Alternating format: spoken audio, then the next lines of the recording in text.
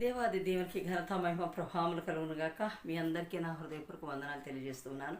మరి ముఖ్యంగా బాప్తిస్మమిచ్చు యోహాను చేత మరి యేసుక్రీస్తు వారు మరి బాప్తిస్మం పొంది బయటికి రాగానే ఆకాశం తెరవబడి, ఈయన నా ప్రియ కుమారుడు, ఈయన యందు నేను ఆనందించుచున్నాను. చూడండి, లూకాసు వార్త 3వ అధ్యాయము 17వ వచనంలో ఉంటుంది. మరియు ఇదిగో ఈయనే నా ప్రియ కుమారుడు, ఈయన యందు నేను ఆనందించుచున్నాను.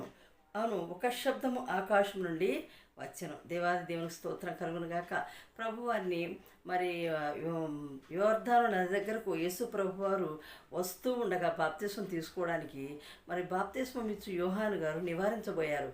నా దగ్గరికి రావడం ఏంటి, నేను బాప్తిస్మం పొందవలసిన వాడనై ఉన్నాను, కానీ మీరు నా చేత అంటే ప్రభువారు ఏమంటారంటే ముందు వచనాల్లో మరి నీవు అట్లా చూశాడు బాప్తిస్మం ఇచ్చు యోహాను గారు.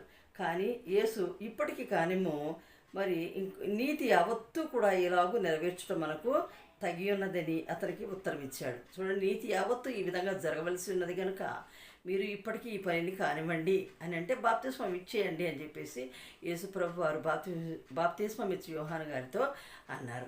అన్న వెంటనే కూడా 17వ వచనం చెప్పాను కదండి, ఏమన్నాడు, మరియు ఇదిగో ఈయన నా ప్రియ కుమారుడు, ఈయన యందు నేను ఆనందించుచున్నాను అని ఒక శబ్దము ఆకాశము నుండి వచ్చాను. హల్లెలూయా. ఈ యొక్క గొప్ప మరి స్వరము మరి గొప్ప ఈ మాటలు మరి యేసుప్రభు వారిని గురించి నా ప్రియ కుమారుడు అని చెప్పబడిన మాటలు మరి మనము ఒక శబ్దాన్ని మనం ఆకాశం నుండి వచ్చట వింటూ ఉన్నాము, చూస్తూ ఉన్నాము, చదువుతూ ఉన్నాం బైబిల్ గ్రంథంలో. దేవాది దేవునికి మహిమ కలుగునుగాక. అప్పుడు బాప్తిస్మం అయిపోవటంగానే కూడా అప్పుడు యేసు అపవాది చేత శోధింపబడ్డకు ఆత్మ వలన అరణ్యమునకు కొనుపోబడెను. దేవునికి స్తోత్రం. మరి అరణ్యములోనికి ఆత్మ వలన ఆయన అరణ్యములోనికి కొనిపోబడ్డాడు. మరి బాప్తిస్మం అయిపోయింది, చక్కగా బాప్తిస్మం తీసుకున్నారు.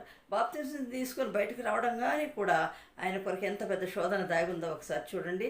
అరణ్యంలోకి తీసుకెళ్ళిపోయింది, శోధిస్తూ ఉంది. 40 దినములు 40 రాత్రులు ఉపవాసం ఉండిన పిమ్మట ఆయన ఆకలి కొనెను. హల్లెలూయా. 40 పగళ్ళు రాత్రులు కూడా ఆయన మరి ఉపవాసం ఉండి మరి ప్రార్థించారు. అది అయిపోయిన తర్వాత యేసుక్రీస్తు వారికి ఆకలి అయింది.